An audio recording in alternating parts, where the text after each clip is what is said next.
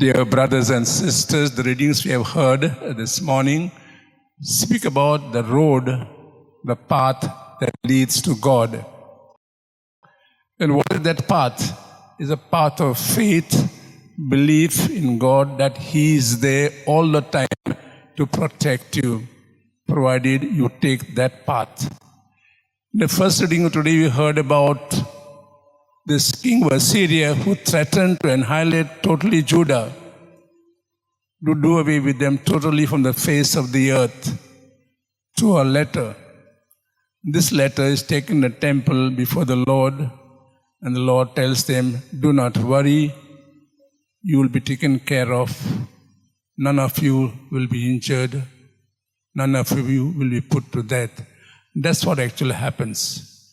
In the Gospel passage, Jesus speaks about the narrow road or narrow path.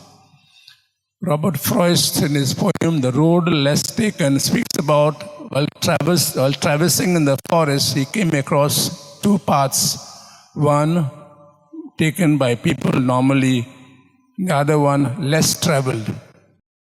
And he says, I chose the other, the less traveled, and that has made the difference.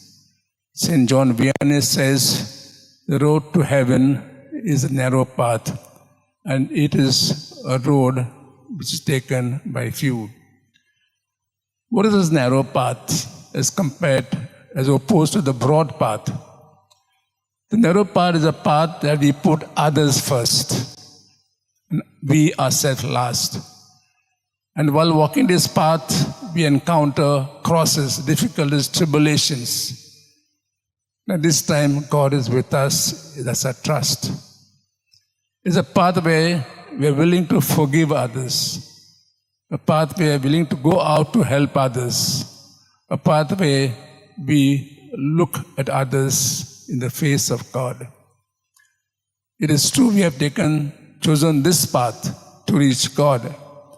But at times it's good to recall to mind, reflect, am I really walking this path today? Or am I coming to a compromise? We ask God to give us the grace that we constantly walk this path, come what may.